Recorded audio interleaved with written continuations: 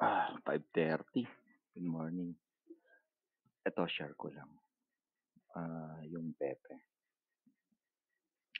Anyway, so eto, dito siya nag-break, 'di ba?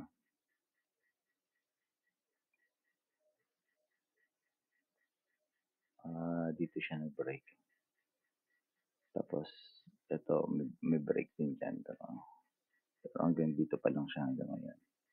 Ngayon nag-pull back, tumaas, then nag-pull back, right? Ngayon sinukat ko 'to. Ang gamit ko, um, reg regression, yung last na video. Tapos ito yung projection niya, right? Tapos, dito na break, so diyan ka mag-start, right? Yan, yan. So, yun yung mga entry.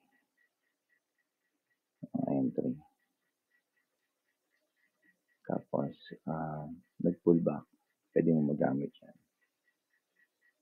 Yan, ito entry. Tapos, nag-pull back, pwede mo pa rin magamit yan.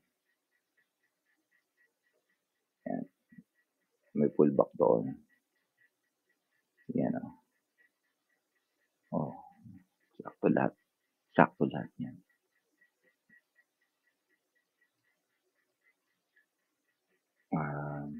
Yan. Sakto lahat yan. So, ito yung guide natin, right? Yan yung guide natin. So, dito yung unang break. Yan. Yung mga entry. Tapos, pull back.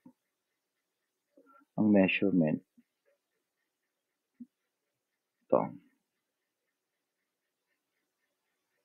Yan. Usually 2.6. Yan. Extension. After ng 1. Ayan ang mga extension. Yan ang mga TP. TP lahat yan. Usually, nag-start ako sa 1.6. Sabi dyan, mag-partial TP ka na. Okay?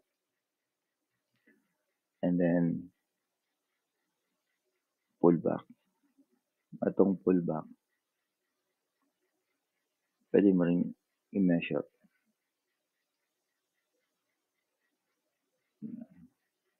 618. Pwede mo iligay ang ganito. Yan. Para may consistency ka.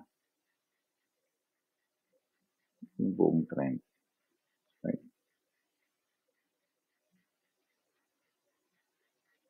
So, pull back.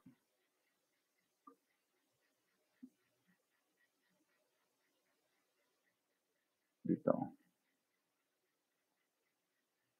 Yan. Pag may candle, pwede dyan. Kasi pull back naman yan. Diba? Pull back naman yan. So, etong pangalawang yan. And then, pull back. Kaya natin. Measure natin yan.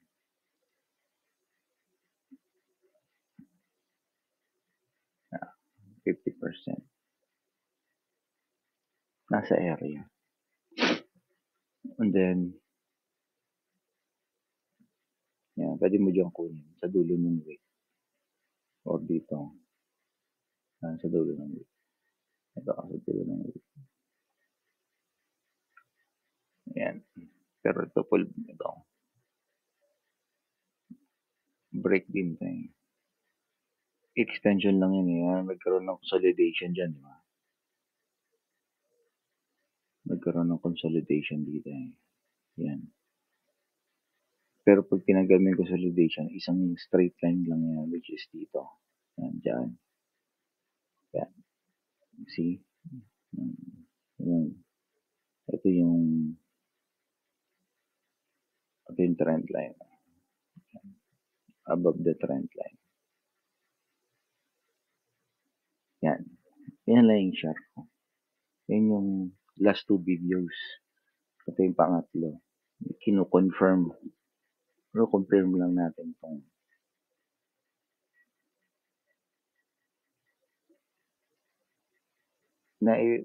na pupuwede nating magamit 'tong technical analysis, madali lang. Okey. Yun lang.